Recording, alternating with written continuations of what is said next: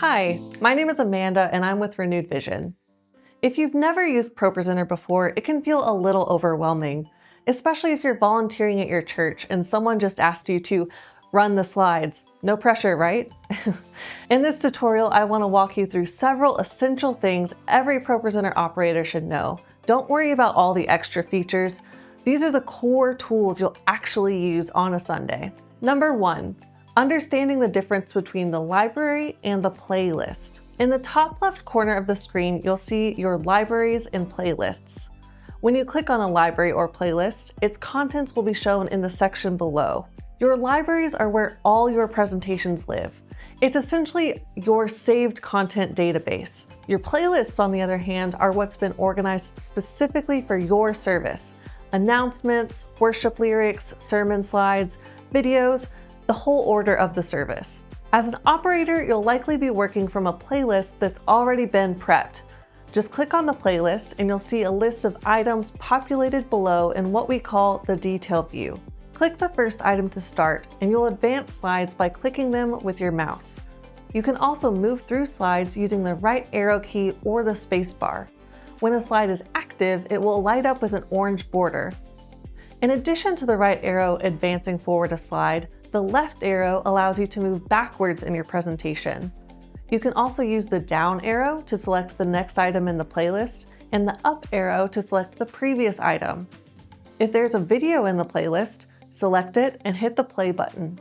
The preview window is located in the top right corner, and it should show you what's going out to the audience. If the preview window doesn't look like what you're seeing on your audience outputs, it may be set to another type of screen, like a stage display. Click the drop-down arrow below the window to make sure you have the correct screen selected. Next up, reordering items in a playlist or within a presentation. Within a playlist, you can drag items around to reorder them. Just click and hold, and as you move them, you'll see a line appear. This shows where the item will drop in relation to everything else. Once you have it in the position you want, release the mouse to drop it. You can do the same things with slides in a presentation.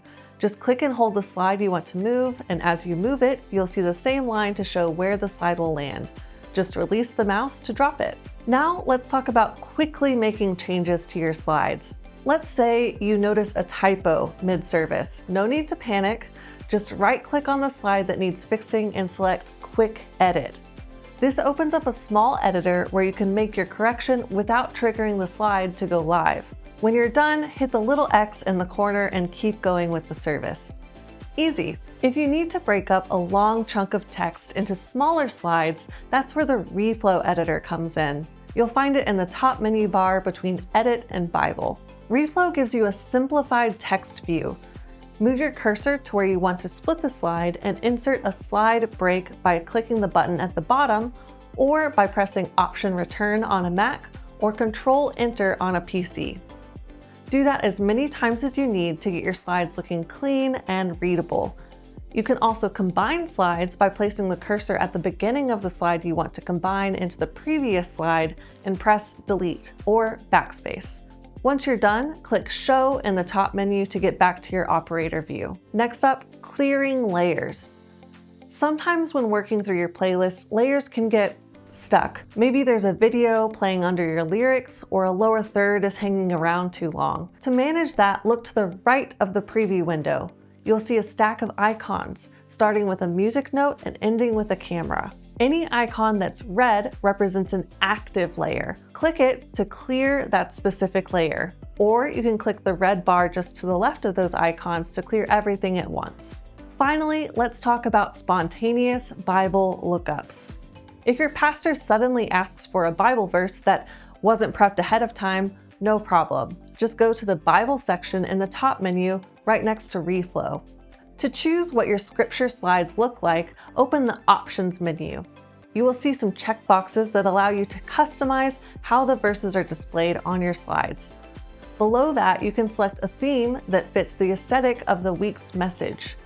Use the drop-down options next to verse and reference to map those to the corresponding text boxes in your theme. Once all that is sorted, you can look up your verses under the Scripture Lookup section. You can hover over book, chapter, and verse, or type the reference directly. something like Galatians 2:20-21, and hit return. You can even type a shortened version of the book name with the reference to look it up even faster, something like Gal 2:20-21. Once the verse appears, click the slide and it'll go live to the screen. And that's it. Those are the essential tools you'll need to run ProPresenter confidently during a church service. If you found this helpful, let us know.